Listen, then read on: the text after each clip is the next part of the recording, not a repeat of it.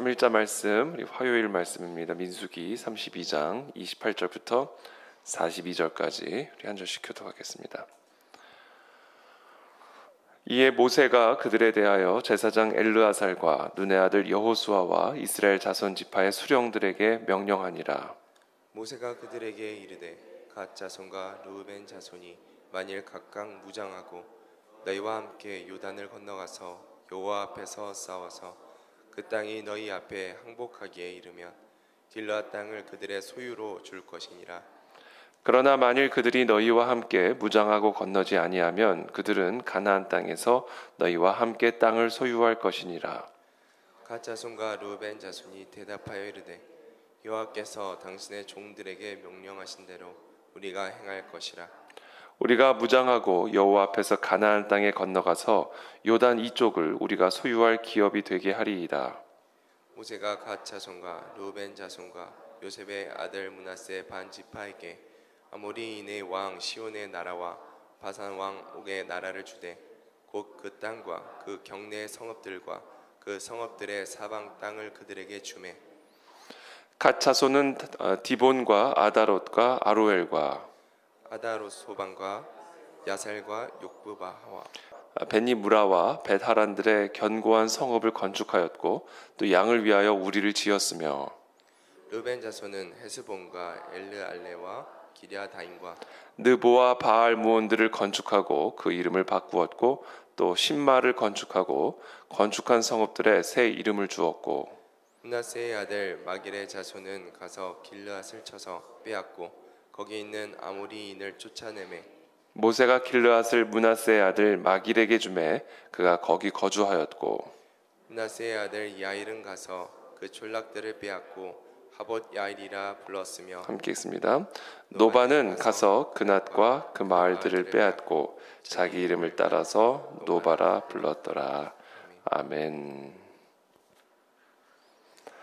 네, 오늘 본문 말씀 우리가 계속 우리 주일 말씀부터 계속해서 이어지는 말씀입니다. 이제 요단강 건너편 동쪽과 서쪽, 그렇죠? 이제 요단강 서쪽에 이제 넘어가서 그곳에서 이제 정복 전쟁을 이제 앞두고 있는데 이 르우벤 자손과 갓 자손, 그다음 므낫세의 반 지파가 이제 심히 이제 가축대가 많이 있었습니다. 그래서 이제 목축할 만한 장소들을 계속 찾고 있었는데 마침 이 요단 동쪽 땅에 이 목축하기에 너무나 적합한 그런 장소들을 이제 보게 된 겁니다. 그래서 이 세 지파의 대표들이 이제 모세에게 찾아가서 우리가 요단 서쪽으로 넘어가지 않고 이 요단 동쪽 땅을 우리가 차지하기를 원합니다라고 이제 요청을 하죠. 그러자 이제 모세가 사실은 되게 언짢게 생각을 합니다. 왜냐하면 되게 어떻게 보면 과거에 있었던 여러 일들을 비추어서 오늘을 보게 될 때 조금 이게 옳지 않게 보이는 일들이 있을 수 있거든요. 그러니까 모세는 즉각적으로 이 세 지파의 요청을 듣자마자 이 과거에 그들의 조상들이 이 가데스 바네아에서 정말 저 정탐을 보냈을 때 저 약속의 땅에 들어가서 정복 전쟁을 하기를 원치 않았던 그 10개의 지파 대표들이 했던 어떤 그런 태도를 이 세 지파의 태도에서 본 겁니다. 그때 이 가데스 바네아에서 정탐을 갔다 왔던 그 10명의 정탐꾼들의 보고 때문에 그 출애굽 1세대들이 전부가 다 약속의 땅에 들어가지 못하고 광야에서 멸절을 당하게 되잖아요. 그런 과거의 역사적 사건을 이제 반면 교사로 삼아서 우리가 그와 같은 역사가 되풀이되지 않도록 정말 우리가 함께 힘을 모아서 저 정복 전쟁을 감당해야 되는데 이 세 지파의 이런 요청이 그 과거를 자꾸 떠올리게 만드는 거죠. 그래서 그 가데스 바네아에서 있었던 일들을 얘기를 해줍니다. 그러자 이 세 지파의 자손, 세 지파의 사람들이 이제 모세에게 다음과 같이 약속을 합니다. 우리가 그러면 같이 가서 싸우겠습니다. 우리가 다 같이 무장해서 이스라엘 자손들을 데리고 그곳에서 가서 같이 그 요단 서쪽편 정복 전쟁에 우리도 동참하겠습니다. 그리고 우리는 이 요단 동쪽에서 기업을 받는 조건으로 우리가 그 요단 서쪽 땅에 그 땅은 우리가 기업으로 분배받지 않겠습니다. 정복 전쟁은 함께하지만 우리는 그 땅을 분배받지는 않고 이 요단 동쪽 땅을 우리가 분배받도록 그렇게 하겠습니다. 그런 두 가지를 조건으로 해서 우리가 이 요단 동쪽 땅을 우리가 차지할 수 있게 해주십시오.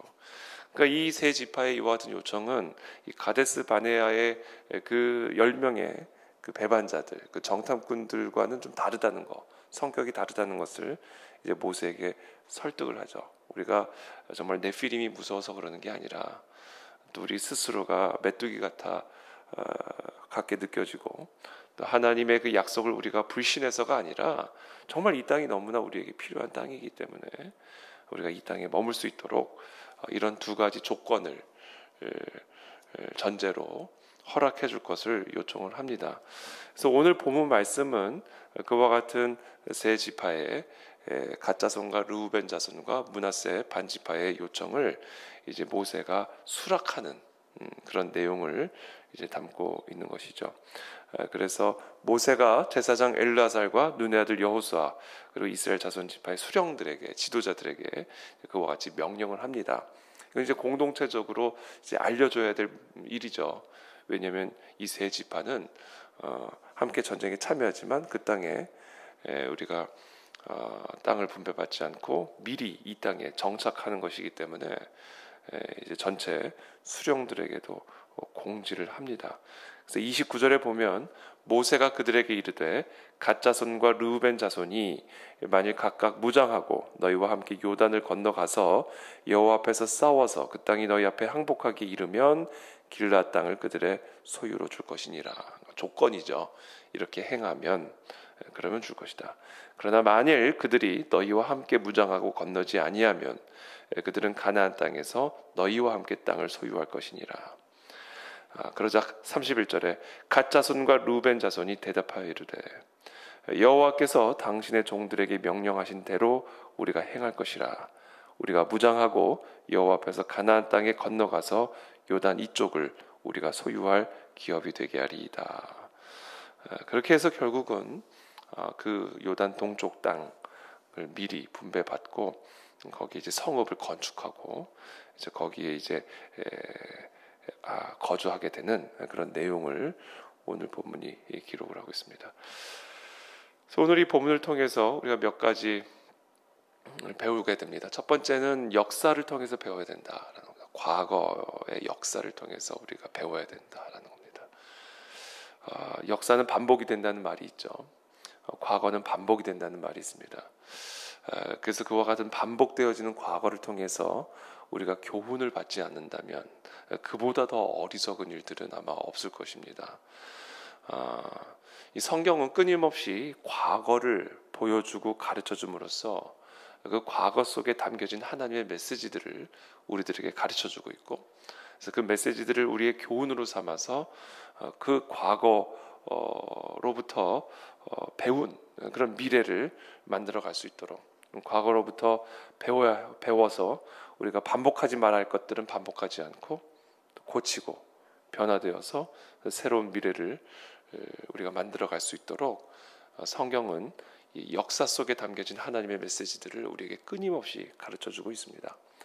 이 성경을 보면 그래서 신약 구약에도 물론이지만 신약에도 가장 반복적으로 가르쳐주고 반복하고 또 반복하고 있는 메시지가 바로 이 광야 안에서 있었던 일들이죠.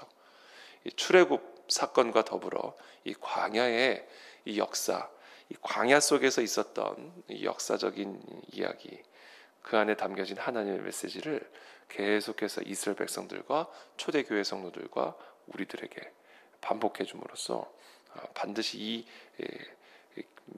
역사 안에 담겨진 교훈을 우리들이 배울 수 있도록, 잊지 않도록 그렇게 하고 계십니다. 그래서 오늘 특별히 이 본문을 통해서 우리에게 가르쳐주고 있는 이 역사적인 교훈은 이 가데스 바네아의 그 실패를 반복하지 말아라. 하나님께서 우리에게 약속하신 그 젖과 꿀이 흐르는 약속의 땅, 그 땅은 비록 네피림이 있는 땅이지만 그러나 하나님이 우리에게 주신 약속의 땅이니까 그 하나님의 약속을 잊지 말아라, 하나님의 은혜를 잊지 말아라 라는 겁니다. 또한 그것은 하나님의 약속이고 하나님의 은혜의 땅이지만 그냥 우리에게 거저 주어지는 땅이 아니라 반드시 들어가서 정복해야 할, 전쟁을 통해서 쟁취해야 할 땅이라는 사실을 기억해라. 그래서 너희가 만약에 이 요단 동쪽 땅을 얻고자 한다면 너희도 이 나머지 이스라엘 지파들과 함께 가서 전쟁을 수행하고 그 땅을 너희가 취해라. 이렇게 오늘 이 모세가 이 가데스 바네아의 교훈을 가지고 이 세 지파의 요청에 반응하는 것을 오늘 우리는 보게 됩니다. 우리가 우리의 역사를 통해서 배울 수 있는 교훈은 무엇일까요? 첫 번째는 하나님께서는 이 대한민국에는 젖과 꿀이 흐르는 땅을 하나님의 약속을 우리에게 주신 땅이고 하나님의 은혜로 우리에게 주신 땅입니다. 과거에 우리의 그 어두움의 역사들을 보면 이것은 도무지 사람의 방식, 사람의 능력으로는 행할 수 없었던 일입니다. 일제로부터 독립이 되어지고 또 6.25 전쟁을 통해서 온 나라가 폐허가 되고, 그러나 그런 가운데에서도 하나님은 자유민주주의 체제와 또 부강한 대한민국을 우리 가운데 허락해 주셨습니다. 우리는 이와 같은 과거의 역사를 통해서 반드시 배워야 합니다. 하나님이 이 땅을 선택하셨고 하나님이 이 땅에게 은혜를 베풀어 주셨다라는 사실을 우리는 반드시 기억해야 합니다.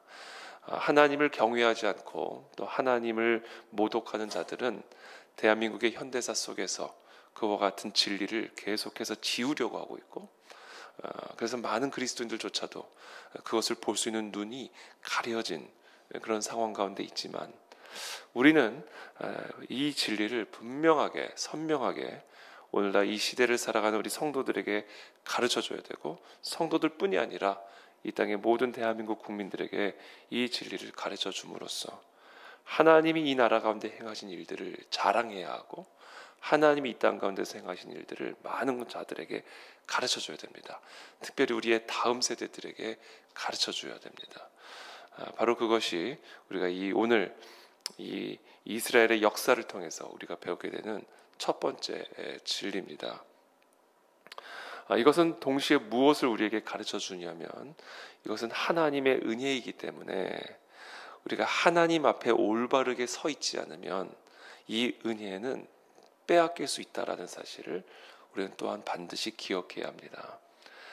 가데스 바네아에서 하나님이 약속하신 젖과 꿀이 흐르는 그 약속의 땅을 약속받아 놓고도 끝까지 하나님을 거역하고 하나님을 불신하고 하나님을 배반하여 결국에는 출애굽 1세대들은 그 약속의 땅에 들어가지 못하고 광야에서 멸절당했듯이, 우리가 이것이 우리의 노력으로 우리의 힘으로 주어진 것도 아니요, 또 우리에게 그냥 거저 주어진 바도 아니라 하나님의 은혜의 선물로 주어진 것이기 때문에 우리는 하나님의 자녀로서 하나님의 그 은혜의 선물을 받은 자로서 마땅히 감당해야 할 우리의 책임을 끝까지 감당해야만 하는 것입니다. 마치 이 루벤 자손과 갓 자손과 므낫세 반지파가 싸우지도 않고 요단 동쪽 땅을 얻으려고 했던 그런 자세는 용납될 수가 없는 것입니다. 하나님께서 우리에게 이 약속의 땅을 허락해 주셨다면, 은혜의 선물로 우리에게 주셨다면, 그렇다면 우리는 하나님의 자녀로서 하나님의 나라와 의를 위해서 반드시 감당해야 할 책임이 있음을, 그런 그 사실을 우리는 반드시 기억해야 합니다. 자, 그 책임이라는 것은 무엇일까요? 그것은 정복 전쟁입니다. 그 정복 전쟁은 더 이상 혈과 육의 전쟁이 아닙니다. 이제 우리의 싸움은 공중의 권세 잡은, 그렇죠? 혈과 육의 싸움이 아니라 공중의 권세 잡은 사단 마귀와의 전쟁이요, 이 땅에 하나님의 영광을 드러내며 예수 그리스도의 복음을 땅끝까지 증거하는 그와 같은 영적인 정복 전쟁, 사람들의 마음과 생각을 예수 그리스도의 진리로 가르쳐 지켜 행하게 하는 그런 생각의 정복 전쟁, 마음의 정복 전쟁, 바로 그것이 우리가 감당해야 할 사명인 것입니다. 혹시 지난 80년간 이 나라 민족에게 주신 이 젖과 꿀에 우리가 다 취해서 혹시 우리가 우리에게 맡겨진, 우리에게 주어진 이 사명을 혹시 망각하고 있지는 않았는지, 우리는 이 가데스 바네 사건을 통해서, 그리고 오늘 이 세 지파의 요청과 이 요청에 대한 모세의 반응을 통해서 우리가 다시 한번 기억해야 할 줄로 믿습니다. 오늘은 6월 3일 우리 특별히 대통령 선거를 앞둔 날입니다. 대통령 선거가 시작되는 날입니다.